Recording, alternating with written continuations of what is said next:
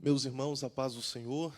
Amém. Por gentileza, você que tem o exemplar da Bíblia, busque o Evangelho de Jesus Cristo, escrito por João, capítulo de número 6.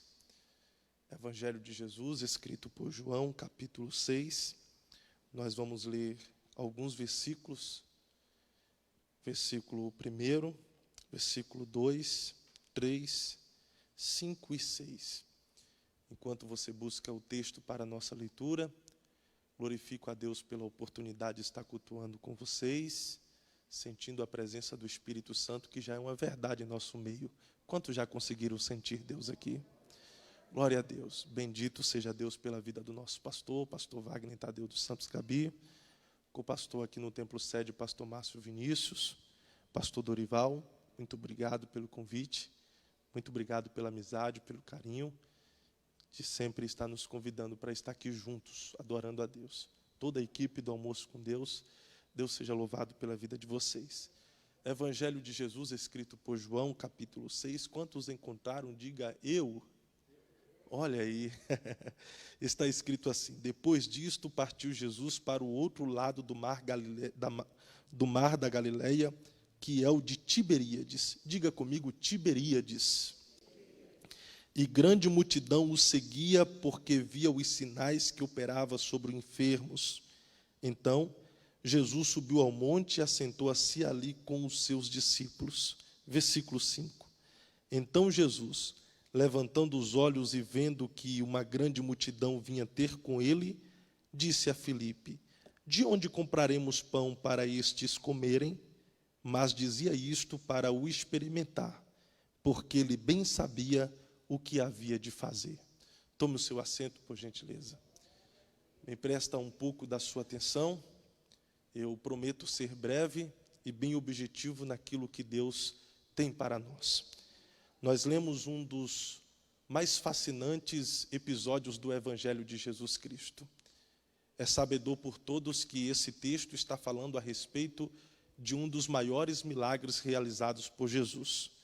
É a primeira multiplicação de pães e peixes. Nessa feita, Jesus ele multiplicou 5 pães e 2 peixinhos e, de forma milagrosa, conseguiu alimentar, irmã Odália, uma multidão de mais de 15 mil pessoas. O evangelista João diz que, quando Jesus pediu para os discípulos mandar os homens se assentarem, foram quase 5 mil homens que se assentaram. Marcos também diz que foram quase 5 mil homens que se assentaram sobre a relva, Joel. Mateus é mais específico em dizer que os homens que se assentaram foram quase 5 mil, fora mulheres e criança. Ou seja, totalizando, nós chegamos a uma conclusão que existia ali mais de 15 mil pessoas famintas que precisavam se alimentar. O que nos preocupa é que, no meio dessa multidão faminta, poucos tinham levado um lanche ou algum outro tipo de alimento. Os discípulos, procurando, só encontrou, de fato, uma criança, um menino, um garoto, que trouxe em seu cesto para o seu lanche pessoal 5 pães e 2 peixinhos. E este foi o questionamento de André, ao apresentar este garoto para Jesus, dizendo: Senhor, aqui está um rapaz que trouxe em seu cesto 5 pães e 2 peixinhos, mas o que é isto para tanta gente? Não é porque André era cético, incrédulo e desacreditava que Jesus poderia fazer alguma coisa. André estava usando a razão.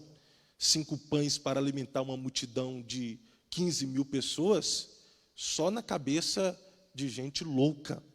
Só que a Bíblia vai dizer que Jesus ele pega esses 5 pães, ele parte, daquilo que ele parte, ele reparte, e dá para os discípulos que daquilo que está repartido, eles repartem, coloca nos cestos e distribui para essa multidão. Após ter distribuído, o próprio Jesus fala para os discípulos: agora peguem os cestos e sai pegando os pedaços de pães que sobejaram.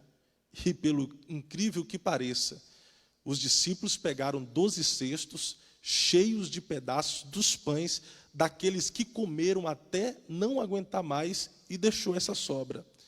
Só 2 tipos de gente acredita nisso: doido e crente, E eu sou crente, glorifico a Deus, porque Ele faz coisas milagrosas.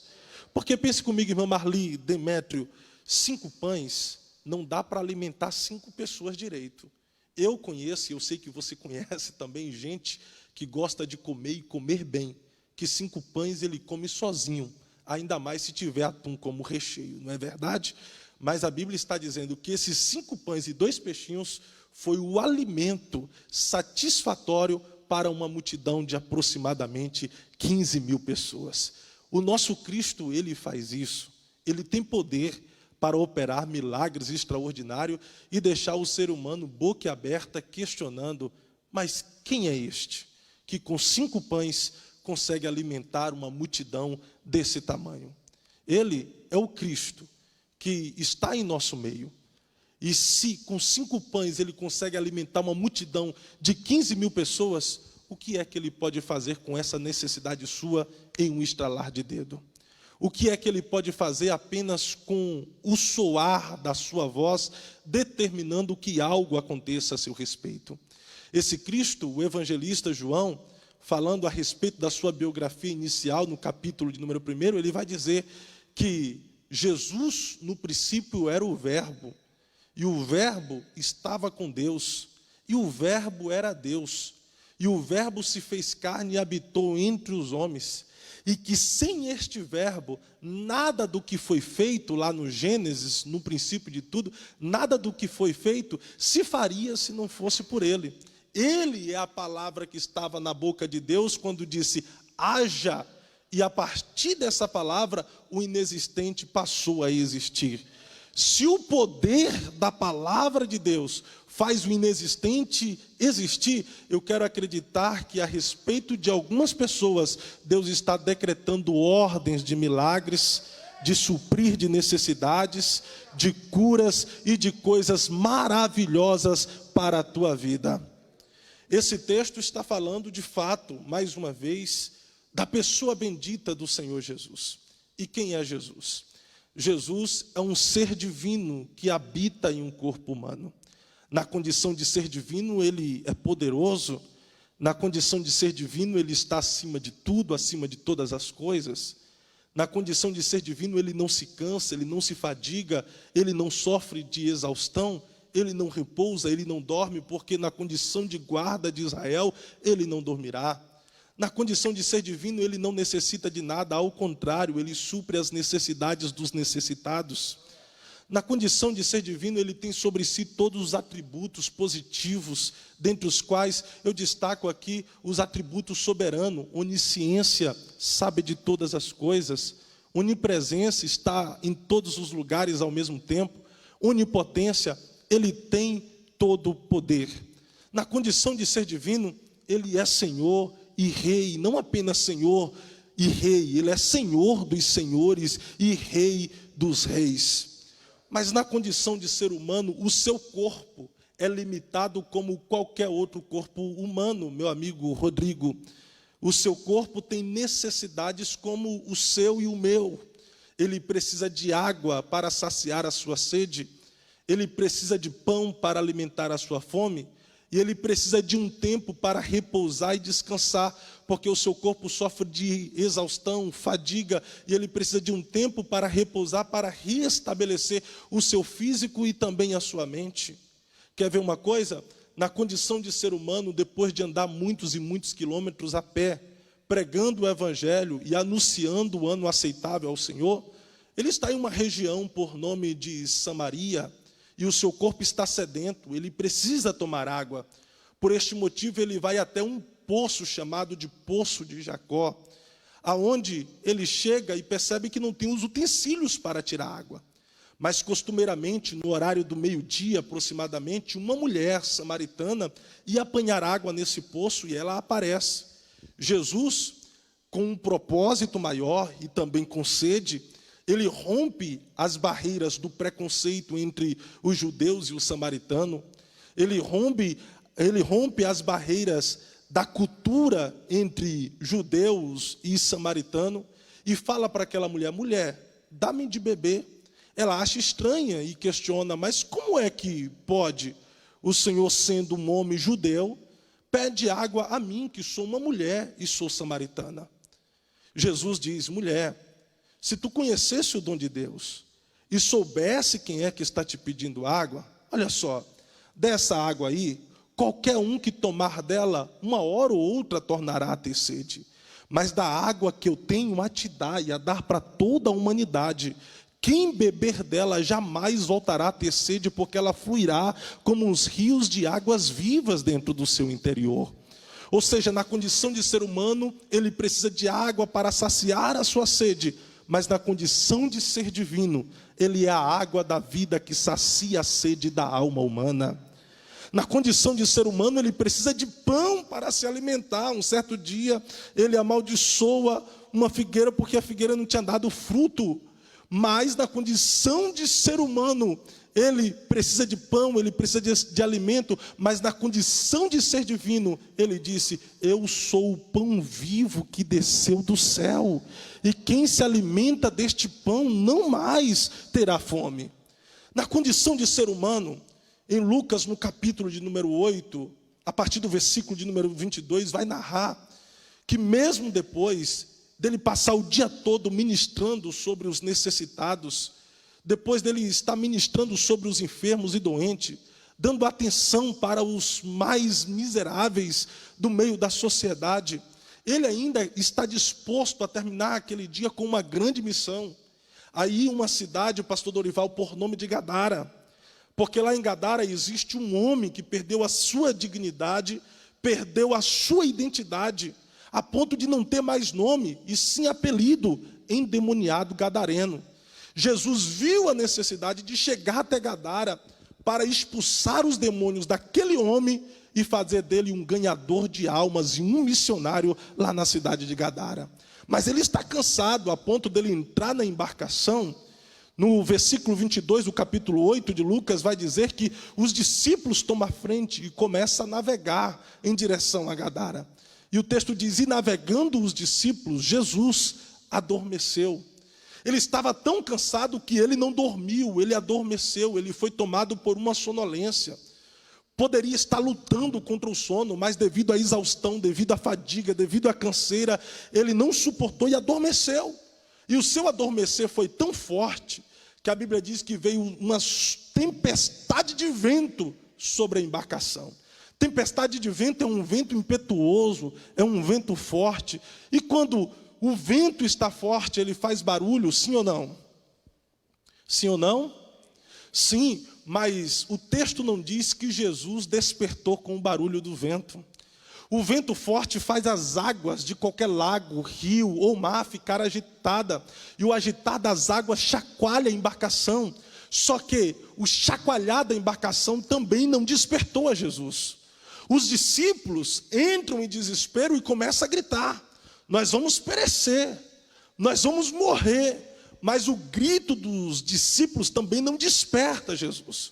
Aí tem um texto no original que diz que alguns dos discípulos foram até Jesus, o agarrou e o começou a chacoalhar, gritando: mestre, mestre, não te importa que pereçamos? Jesus, na condição de ser humano, desperta, mas na condição de ser divino estava atento há muito tempo. Como ser humano, ele estende as suas mãos, mas é como ser divino que ele grita dizendo: águas, vento. E eu não sei se água e vento têm ouvidos para ouvir, mas a certeza que eu tenho é que nesse dia toda a natureza ouviu a voz do seu Criador, porque ele disse: aquieta-te, acalma-te, e tudo se aquietou, e houve-se uma grande bonança. E os discípulos mais uma vez questionam: mas quem é este que até o vento e o mar lhe ouvem e lhe obedecem? Eles não sabiam, mas aquele que estava de carne e osso, nele habitava toda a divindade de Deus em seu corpo. Ele era o Senhor, ele é o soberano, ele é aquele que estava acima de tudo e de todos e se fez carne para entender as fragilidades humanas.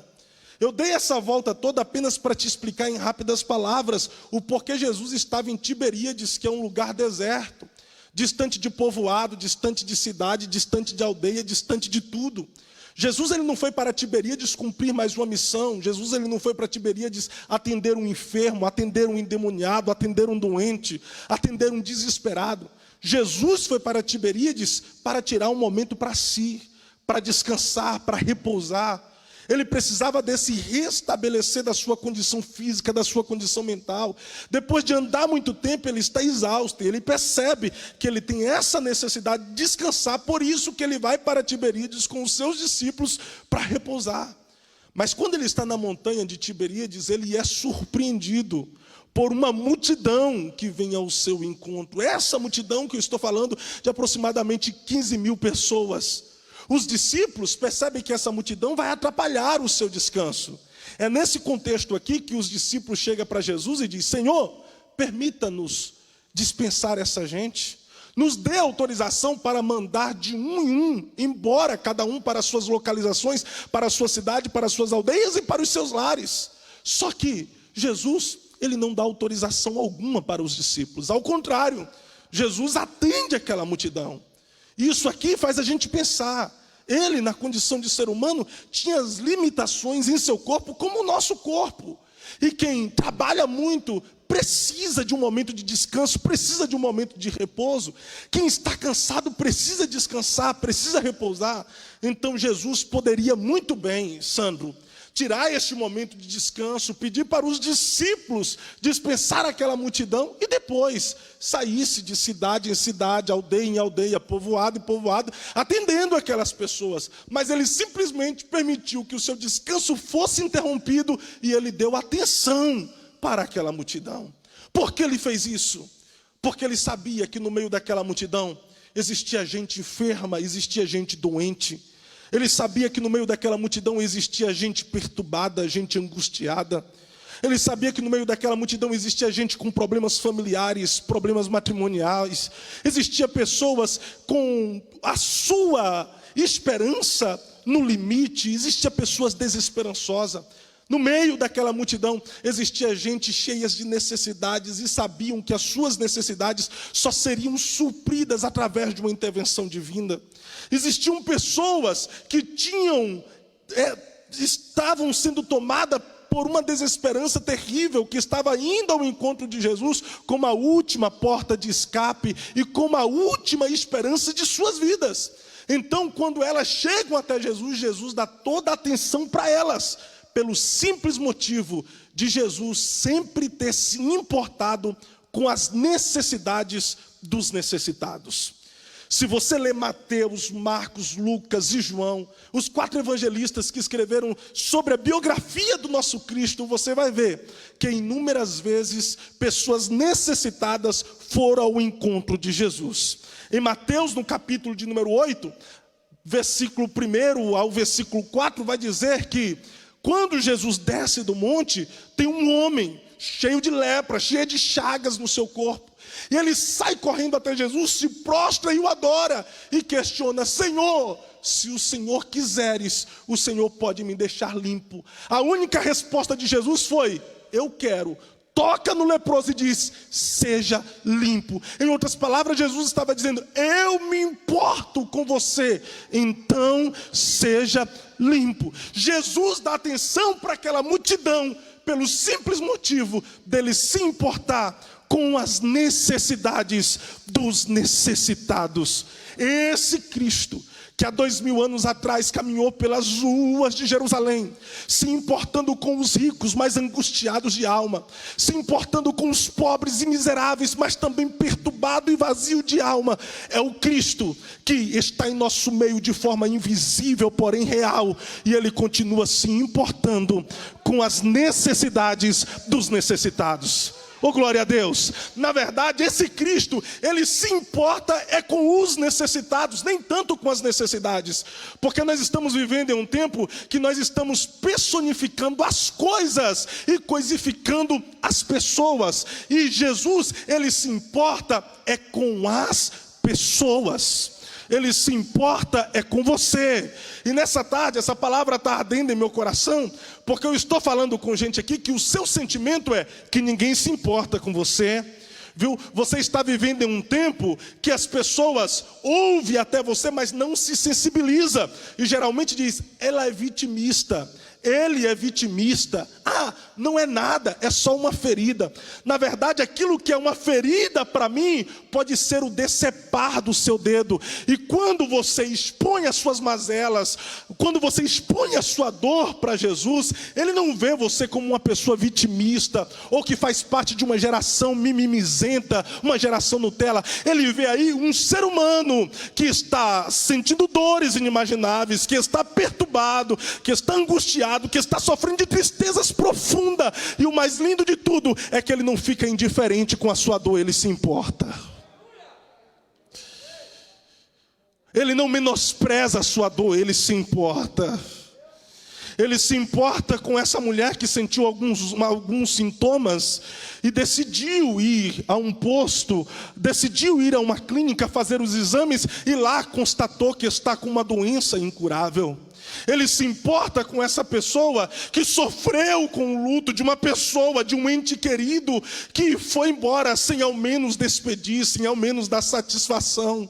Ele se importa com essa pessoa que chora às madrugadas devido aos filhos, está em uma vida que a qualquer momento você tem receio de receber uma notícia que ele não mais está vivo. Ele se importa com esta família que está indo à ruína, está entrando em declínio. É este casamento que foi constituído por Deus, projetado por Deus, que existiu uma chama de amor, mas pelo tempo foi desgastando, mas isso está te fazendo sofrer, chorar, se angustiar, porque você não quer perder a sua família. Levou muito tempo para você construir o que está sendo construído, mas parece que essa família que você tanto ama está sendo desconstruída pelo tempo, pelas situações, pelas circunstâncias. Deus, Ele se importa com essa dor aí.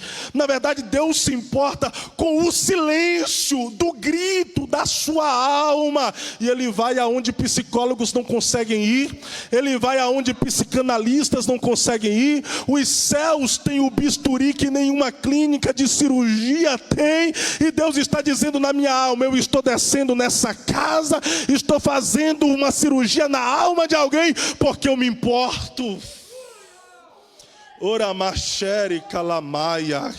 Levante uma das suas mãos, por gentileza. Deus, Ele se importa com você. Ele se importa tanto que Ele está ordenando a cura para os enfermos.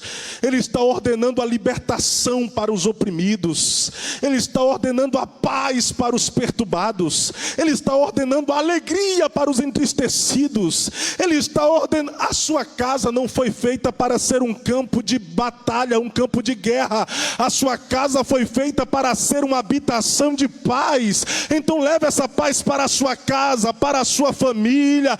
Ele se importa com você.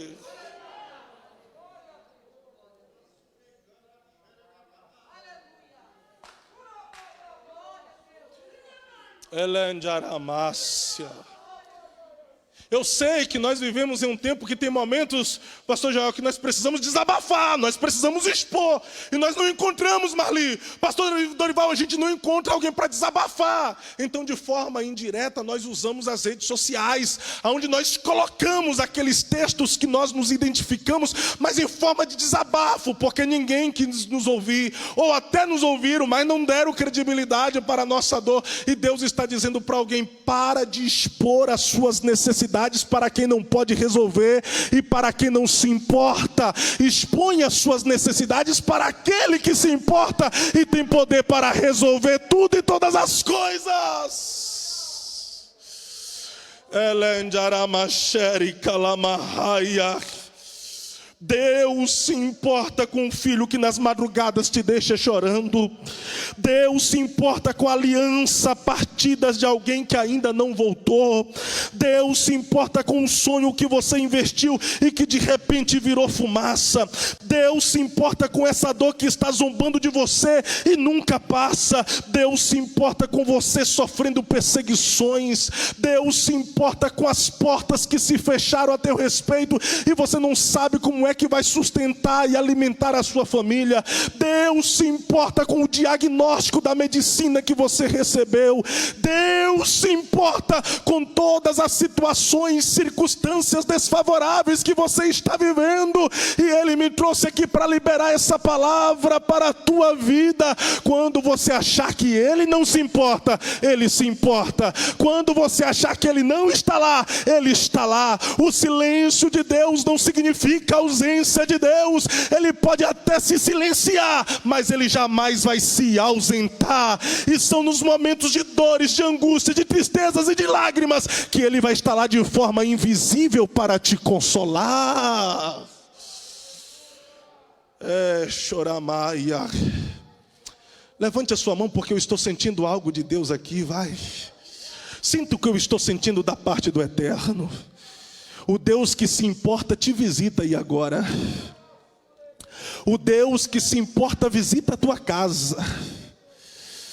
O Deus que se importa visita a sua família. O Deus que se importa está expulsando demônios. Quem vai ter que sair da sua casa não é seu marido, não é a sua esposa. Quem vai ter que sair da sua casa não são os seus filhos. Quem vai sair da sua casa serão os demônios que estão levando perturbação para lá. Há uma ordem de Deus em teu favor. E há uma guerra nesse momento no mundo espiritual. Anjos estão degladiando contra os demônios em teu favor. E Deus está dizendo: eu me importo. Eu me importo. Eu me importo. Deus sabe que não é vitimismo, Deus sabe que é dor. Deus sabe que não é mimimi, Deus sabe que é uma necessidade que precisa ser suprida. Uramachuri kalamaia. Você pode se colocar em pé comigo, por gentileza? Por um minuto, libera uma palavra de louvor a Deus aí agora, vai. Por um minuto, se você tem glória, dê glória. Se você tem aleluia, dê aleluia. Adore a Deus aí, vai. Porque Ele se importa. E enquanto você adora, Ele vai suprindo as suas necessidades pessoais. Enquanto você adora, Ele vai te abraçando e dizendo para você: eu me importo, minha filha. Eu me importo, minha filha. Eu me importo, meu filho. Eu vou deixar você adorar por um minuto. Uramaia.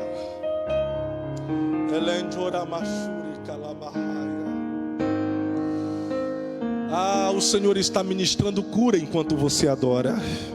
Receba cura e agora. Vai fazer o exame pela fé. Creia que o novo exame que chegar não vai estar constando nada, porque Ele se importa. Saiu de casa angustiado, angustiada, brigada, decidido a largar tudo.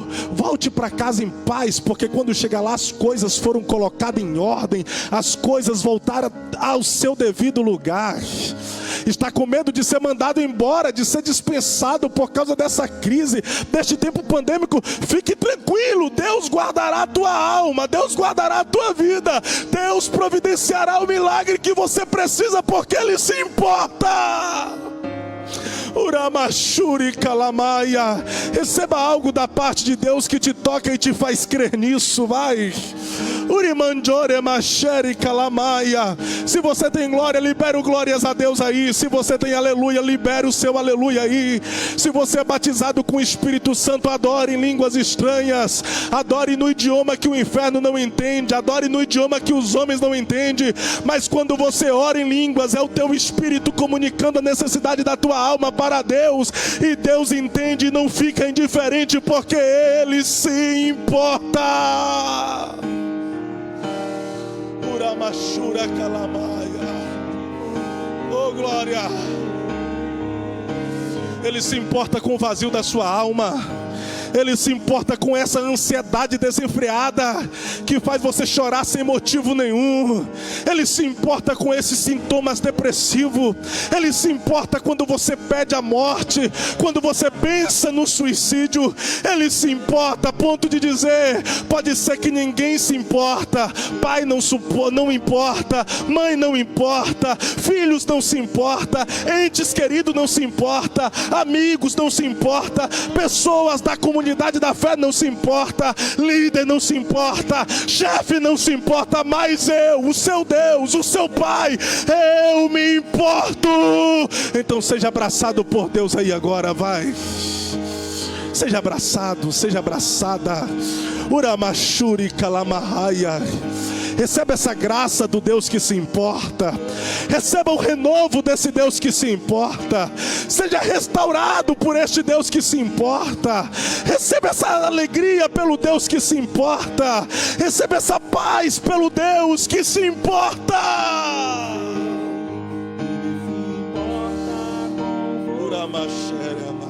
Compreende teu caminhar, nunca vi amor tão grande assim. Oh meu Deus, nós confiamos que o Senhor se importa. E não existe dores rasas ou dores profundas, existe dores. E o Senhor se importa com todas elas. O Senhor se importa com as pessoas que estão aqui, cheios de conflitos, guerras interiores, batalhas que parecem ser invencíveis. Pessoas, ó meu Deus, que vieram aqui com uma última porta de escape, com uma última busca por uma esperança de um futuro melhor e de resolução dos seus problemas e de suprir das suas necessidades. E a sua palavra foi pregada. Foi pregado, ó Deus, que o Senhor se importa com os seres humanos. E se isto é verdade, Senhor, mediante o que foi pregado, vai ao encontro desta pessoa agora e manifesta o teu poder pelo Espírito Santo, revelando para ele e para ela de forma pessoal que o Senhor se importa. Mas faça isso agora, por favor, meu Deus.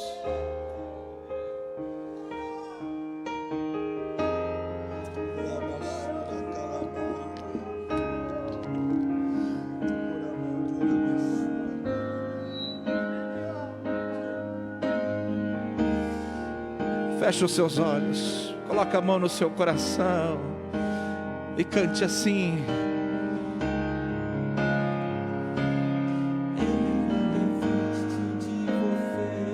Ele não desiste de você. Ele importa com você. Ele compreende teu caminhar. Nunca vi amor tão grande assim. Ele não desiste de você. Ele se importa com você. Ele compreende teu caminhar. Nunca vi amor tão grande assim. Ele não desiste. Ele não desiste. Ele não desiste. Não desiste não. Ele não desiste. Ele não desiste. Ele não desiste. Aleluia, preste atenção aqui. Deus nunca vai desistir de você. Entenda isso. Compreenda isso. Ah, mas eu ando tão só. Ele está aqui. Te trouxe aqui para dizer: filha, eu tenho ouvido as suas orações. Eu não desisto de ti. Mas para concluir, eu quero ver se você, por esse tempo, se afastou da presença de Deus, ou nunca fez esse ato de aceitar Jesus como Salvador da sua alma. Se você está entre nós, eu quero agradecer a Deus pela tua alma. Se você quiser, é só levantar a sua mão e nós vamos, de olhos fechados, orar por você daqui mesmo. Alguém está? Alguém quer se reconciliar com o Senhor? Alguém quer aceitar Jesus? Oh, aleluia. Deus não desiste de você. Você pode ir. Nós temos uma jovem lá no canto, do lado esquerdo. Feche os seus olhos, nós vamos. Oh, aleluia. A Bíblia diz que no céu faz festa quando uma alma se rende aos pés do Senhor. Oh, aleluia. Você pode glorificar o nome do Senhor Jesus? Pai, lá está aquela jovem, Senhor. Oh Deus, sozinha, Senhor meu Pai, naquele canto, mas entrou na tua casa, Senhor, decidida: eu preciso de um socorro. E hoje, Senhor, o Senhor Deus, oh Pai, está abraçando ela. O céu está em festa. Os nossos olhos não podem ver essa festa, pastor Fábio, mas a tua palavra diz que o céu está em festa, e nós cremos, Senhor. Escreve o nome dela no livro da vida, Senhor meu Pai. Oh Deus, que ela possa sentir, Senhor, acolhida, abraçada, Senhor meu Pai, nessa igreja e por Ti, Pai, em nome do Senhor Jesus. Leva todos protegidos e guardados por Ti, Senhor. Oh Deus, e nessa oração, Pai, na próxima quarta-feira, Deus, que Teu Espírito Santo, Pai, possa colocar uma alma, oh, sedenta, precisando, Senhor meu Pai, de um abraço, precisando de um consolo, na frente de cada um que aqui está, Senhor, desse povo que aqui está. Pai, que o Teu Espírito Santo possa despertar. Eu preciso levar ela para a igreja. Sim, Pai, usa Teus filhos que aqui estão, Pai. A galeria está vazia ainda, e nós podemos colocar pessoas lá, e também lá no templo menor, Senhor, e ligar os telão, Pai. Pai, eu creio, Senhor, eu creio. O Senhor chamou para nós sermos luz, para sermos sal na terra, e eu creio, Senhor, que esse povo que aqui está, oh Pai, andando por aí, iluminando aqueles que estão, Senhor, na escuridão, oh Pai, nós vamos sim, Senhor, glorificar e adorar o Teu nome, vendo muitas pessoas se rendendo aos pés do Senhor. Oh Pai, obrigado em nome de Jesus, amém. Estende as suas mãos, pastor Fábio, que Deus abençoe sua vida, seu ministério. Que a graça do Senhor Jesus Cristo, o amor de Deus, a comunhão do Espírito Santo reine sobre os nossos corações de todos os dias, bem forte. Amém. Quem diz amém diz: a vitória é nossa pelo sangue de Jesus. Até quarta-feira, não esqueça.